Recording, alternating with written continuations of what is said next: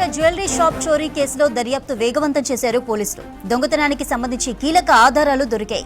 Bihar gang దోపిడీకి పాల్పడినట్లు ప్రాథమికంగా నిర్ధారణ చేశారు పోలీసులు. 5గురిలో 2 పాత నేరస్తులు ఆనంద్, ఇంతియాజ్ ఉన్నట్లు ఆధారాలు సేకరించారు. మరో 3 ఎవరనేది ఆరా తీస్తున్నారు పోలీసులు. జ్యువెలరీ షాప్లో దొంగలు వదిలేసిన బ్యాగ్పై ఐ లవ్ నందూర్బార్ అని ఉండడంతో పోలీసులు దర్యాప్తు చేపట్టారు. మహారాష్ట్రలోని నందూర్బార్ జిల్లా గుజరాత్ సరిహద్దులో ఉంటుందన్నారు. చందనగర్ జ్యువెలరీ షాప్లో చోరీకి పాల్పడిన వారిలో కొందరు ఈ గ్యాంగ్లో ఉన్నట్లు భావిస్తున్నారు పోలీసులు. దోపిడీ చేసిన తర్వాత 2 బైక్లపై వచ్చిన రూట్లోనే పారిపోయినట్టుగా తెలిపారు. మల్కాపూర్ రూట్లో చింతకుంట కెనాల్ మీదుగా వెలిచాల శివారులోని కెనాల్ నుంచి రుద్రారం రూట్లో పరారైనట్లు సీసీ కెమెరాలో రికార్డైంది. పోలీసులు అటెన్షన్ డైవర్ట్ చేసేలా మెయిన్ రోడ్లో కాకుండా దొడ్డిదారిలో పారిపోయినట్లు గుర్తించారు పోలీసులు. పోలీసులకు లభించిన ఆధారాల ప్రకారం 16 బృందాలుగా విడిపోయి గాలింపు చర్యలు చేపట్టారు. కొందరు పోలీసులు మహారాష్ట్ర, మరికొందరు బీహార్కు వెళ్లి ముఠా ఆచూకీ కోసం ఆరా తీస్తున్నారు. మే 3న ఉదయం 8:35 రామడుగు మండలం రుద్రారం గ్రామం నుండి 2 బైక్లు కరీంనగర్ వైపునకు వచ్చినట్టుగా సీసీ కెమెరాల్లో రికార్డైంది. బైక్లపై వచ్చి 11 గంటలకు చోరీకి పాల్పడి 11:12 షాప్ నుంచి పారిపోయారు దొంగలు. 11:20 చింతకుంట దగ్గర కెనాల్ రూట్లో మళ్లీ వెళ్లినట్లుగా భావిస్తున్నారు పోలీసులు. 11:35 రుద్రారం దగ్గర ఓ ఇంటి ముందు ఉన్న సీసీ కెమెరాలో రికార్డైన ఆధారాలు గ్యాంగ్లో 2 గతంలో జైలు జీవితం గడిపినట్లు పోలీసుల దర్యాప్తులో తేలింది. Right, updates Venkatesh phone line ద్వారా అందిస్తారు. వెంకటేష్, ఏంటి చోరీ కేసు అప్డేట్స్ ఏంటి? పోలీసులు ఏం చెప్తున్నారు? ఎటువంటి ఆధారాలు సేకరించారు? 2 రోజుల క్రితం కరీంనగర్ పిఎంజే జ్యువెలరీ షాప్ లో జరిగిన సంచలన చోరీ ఘటనపై పోలీసులు ముమ్మర దర్యాప్తు చేస్తున్నారు. చంద్రిక, ఈ కేసులో ఇప్పటికే పోలీసులకు కీలక ఆధారాలు లభించినట్టుగా కూడా మనకు తెలుస్తా ఉంది. ఇందులో నేరం చేసిన నిందితులు ఎవరైతే ఉన్నారో వాళ్ళు వదిలేసిన కీలక ఆధారాల ఆధారంగానే ఇప్పుడు పోలీసులు దర్యాప్తు వేగవంతం చేశారు. అందులో ఒకటి షాప్ లో వదిలేసి వెళ్ళినట్టుగా చెప్తున్న ఒక బ్యాగు, తర్వాత ఇంకొకటి షాప్ నుంచి ఎవరైతే షాప్ లో పనిచేసే సిబ్బంది ఉన్నారో అందులో నుంచి ఒక ఫోన్ తీసుకొని వీళ్ళు పరారై పోతూ శాతవాహన దగ్గర ఆ ఫోన్ పడేసుకెళ్లారు. ఈ 2 కీలక ఆధారాల ప్రకారం పోలీసులు ముమ్మర దర్యాప్తు చేస్తున్నారు. ఈ దర్యాప్తులో పోలీసులకు ఇప్పటికే ఒక స్పష్టమైన ఆధారాలు కూడా వాళ్ళు ఎక్కడి వాళ్ళు, ఎక్కడి నుంచి వచ్చారు, ఎట్లా పరారయ్యారనేది అన్ని కూడా వాళ్ళు వివరాలు సేకరించగలిగారు. మొన్న 10:45 సమయంలో వాళ్ళు ఈ జ్యోతినగర్ ఏరియాలో ఉన్న పిఎంజే జ్యువెలరీలోకి ప్రవేశించడం, ముందుగా ఒక వ్యక్తి వచ్చి 20 గ్రాముల గొలుసు కావాలని సిబ్బందిని అడగడం, ఆ వెంటనే మరో 4 లోపలికి వచ్చి సిబ్బందిని అటాక్ చేసి అక్కడ ఉన్న బంగారంతో సహా పరారయ్యారు. నిజానికి బంగారం ఇంకా పెద్ద ఎత్తున పోయేది, కానీ సిబ్బంది ఎప్పుడైతే వాళ్ళ అటాక్ దిగారో అప్పుడు వాళ్ళు ఒక బ్యాగ్ అందుకొని పారిపోయారు. ఇంకొక బ్యాగ్ అక్కడే మర్చిపోయారు. ఆ మర్చిపోయిన బ్యాగ్ పైన రాసి ఉన్న అక్షరాలు ఇప్పుడు చాలా ఇంట్రెస్టింగ్ గా కనిపించాయి పోలీసులకు. దాని మీద ఐ లవ్ నందూర్బార్ అనే రాసి ఉంది ఆ బ్యాగ్ మీద.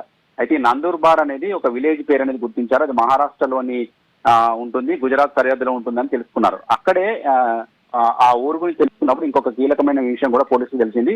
ఈ నందూర్బార్ అనే పట్టణంలో బ్యాగుల తయారీ కంపెనీ ఉంది. కాబట్టి ఆ బ్యాగు అక్కడిదేనా, లేకుంటే అక్కడ తయారు చేసిన బ్యాగు కరీంనగర్ లో కూడా అమ్ముతారు. అట్లాంటి బ్యాగులు తయారైన బ్యాగులు ఎక్కడెక్కడికో తీసుకెళ్లి అమ్ముతూ ఉంటారు. అట్లా కరీంనగర్ లో కూడా కొన్ని షాపుల్లో ఇట్లాంటి బ్యాగులు అమ్ముతున్నట్టుగా గుర్తించి షాపుల్లోకి వెళ్లి కూడా ఇక్కడ పోలీసులు ఎంక్వైరీ చేశారు. ఎవరైనా ఈ 3-4 రోజులలో అట్లాంటి బ్యాగులు కొనుగోలు చేశారా లేదా, కొనుగోలు చేస్తే ఎవరు వచ్చారనేది ఆ షాపులలో కూడా వీళ్ళు సీసీ కెమెరాల ఫుటేజ్ ని ఎంక్వైరీ చేస్తా ఉన్నారు. మొత్తంగానైతే ఈ బ్యాగ్ ఒకటి కీలక ఆధారంగా తీసుకున్నప్పుడు తర్వాత సీసీ కెమెరాలో నమోదైన ఆ ఫేస్ ఏవైతే ఉన్నాయో వాటిని కూడా హై రెజల్యూషన్ కెమెరాస్ తోటి వీళ్ళు ఫైండ్ అవుట్ చేశారు. అందులో 2 నేరస్తులు పాత నేరస్తులు, అంటే ఆల్రెడీ వేరే కేసులు ఎక్కడ దేశంలో ఏ పోలీస్ స్టేషన్ లో కూడా కేసు నమోదైనా కూడా అత్యాధునిక టెక్నాలజీ ద్వారా వీళ్ళను వివరాలు కనుక్కునే అవకాశం ఉంది. ఆ ప్రకారము ఆనంద్, ఇంతియాజ్ అనే 2 పేర్లను పోలీసులు గుర్తించగలిగారు. మరో 3 ఇంకా ఎవరనేది కూడా తెలుసుకోగలుగుతున్నారు. వాళ్ళ ఫేస్ కవలికలు కావచ్చు, వాళ్ళ స్కల్ కావచ్చు, తర్వాత మిగతా ఆనవాళ్ళ ఆధారంగా వీళ్ళంతా కూడా బీహార్ గ్యాంగ్ లేదా మహారాష్ట్రకు చెందిన వాళ్ళు కూడా అనుమానిస్తా ఉన్నారు. తర్వాత ఈ చందానగర్ జ్యువెలరీ, హైదరాబాద్ లో చందానగర్ జ్యువెలరీ షాప్ లో కూడా గతంలో చోరీ జరిగింది. ఆ చోరీ ఘటనలో కూడా వీళ్ళ ప్రమేయం ఉన్నట్లు పోలీసులు భావిస్తా ఉన్నారు. నిజానికి ఇక్కడ జరిగిన చోరీని చాలా పగడ్బందీగా ఒక రెక్కి నిర్వహించి చేసినట్టుగా కూడా మనకు అర్థమవుతోంది. ఎక్కడైతే జనసంచారం ఉండదో ఆ గల్లీ నుంచి పారిపోవడం కావచ్చు, అదే గల్లీ నుంచి రావడం కావచ్చు. ఇప్పుడు మనకు ఈ 2 సీసీ కెమెరాలలో మనకు రామడుగు మండలం రుద్రారం అనే గ్రామం దగ్గర ఒక ఇంటి సీసీ కెమెరాల్లో అప్ డౌన్ 2 చోట్ల కూడా మనకు ఇక్కడ రికార్డ్ అయింది. ఉదయం 8:35 ఆ ఒక ఇంటి ముందు నుంచి 2 బైక్లపై నిందితులు కరీంనగర్ కు వస్తున్నట్టుగా ఒక రికార్డు ఉంటే 11:35 మళ్ళీ అదే రూట్ లో వాళ్ళు రుద్రారం విలేజ్ గుండా పారిపోయినట్టుగా కూడా మనకు మరో రికార్డు కూడా దొరికింది పోలీసులకు. అంతేకాదు ఇక్కడ కరీంనగర్ పక్కనే ఉన్న చింతకుంట బైపాస్ దగ్గర కూడా వాళ్ళ వాళ్ళు వేగంగా బైక్లపై పారిపోతున్న దృశ్యాలు నమోదైనవి. తర్వాత పోతూ వాళ్ళు ఈ జ్యువెలరీ షాప్ ముందు గల్లీలో అంటే కోర్టు వెనకాల గల్లీలో పోతున్నప్పుడు వాళ్ళు ఉపయోగించిన పిస్తలకు సంబంధించిన మ్యాగజైన్ కూడా పడిపోయింది. ఆ మ్యాగజైన్ కూడా స్వాధీనం చేసుకున్నారు. అది కంట్రీ మేడ్ తుపాకా లేకుంటే ఇంకెక్కడికైనా దిగుమతి చేసుకున్నారనేది కూడా పోలీసులు అనుమానిస్తున్నారు. ఇవన్నీ ఒక ఆధారం అయితే పోలీసులు సెల్ ఫోన్ డంపింగ్ టెక్నాలజీని ఒక కొత్త టెక్నాలజీ ద్వారా నిందితులను పట్టుకునేందుకు ప్రయత్నాలు చేస్తున్నారు. అందులో కీలక ఆధారం ఏంటంటే వీళ్ళు దొంగలు షాప్ లోకి ప్రవేశించగానే ముందుగా చేసిన పని ఏంటంటే అందరి సిబ్బందుల దగ్గరికి వెళ్ళి ఫోన్లు కలెక్ట్ చేసుకున్నారు. ఎందుకంటే బయటికి వీళ్ళు ఆచూకీ ఫోన్ ద్వారా పోయే అవకాశం ఉంది కాబట్టి అన్ని ఫోన్లు కలెక్ట్ చేసుకున్నారు.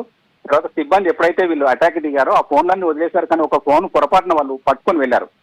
పారిపోతూ శాతవాహన యూనివర్సిటీ పరిసరాల్లో దాన్ని పడేసినట్టుగా కూడా పోలీసులు గుర్తించారు. ఆ ఫోన్ పడేసిన ప్రాంతంలో ఉన్న సెల్ టవర్ లో ఈ ఫోన్ కాకుండా అదే సమయంలో ఇంకే ఫోన్లు అక్కడ ఆపరేట్ అయినాయి, ఏ ఫోన్లు అక్కడ పరిశీలించారనేది కూడా పోలీసులు వివరాలు సేకరిస్తున్నారు. ఈ సిడిఆర్ టెక్నాలజీ ద్వారా ఆ పనిచేసిన ఫోన్ నంబర్లలో ఏమైనా కొత్త నంబర్లు అంటే వేరే రాష్ట్రానికి సంబంధించినవి కానీ అక్కడ అపరిచిత నంబర్లు కానీ ఉంటే వాటి నుంచి ఎక్కడెక్కడికి కాల్స్ వెళ్తా ఉన్నాయి అనేది కూడా పోలీసులు గుర్తించారు. సీసీ కెమెరాల ఆధారంగా వీళ్ళ కదలికలు కూడా పోలీసులకు చిక్కకుండా చాలా షార్ట్ కట్ దారులు, తర్వాత గూగుల్ మ్యాప్ ఆధారంగా, తర్వాత కాకతీయ కాలువ, తర్వాత చిన్న కెనాల్స్ పక్కనున్న పిల్ల దారుల గుండా వీళ్ళు పరారైనట్టుగా కూడా మన పోలీసులు గుర్తించారు. అయితే వీళ్ళ నేరస్తుల కదలికలు కావచ్చు, తర్వాత వాళ్ళు ప్రయాణించిన రూట్ కావచ్చు స్పష్టంగా గుర్తించినప్పటికీ కూడా దాదాపు ఇంకొక గంట సేపు అయితే ఇది 48 గంటలు దాటిపోయింది కేసు.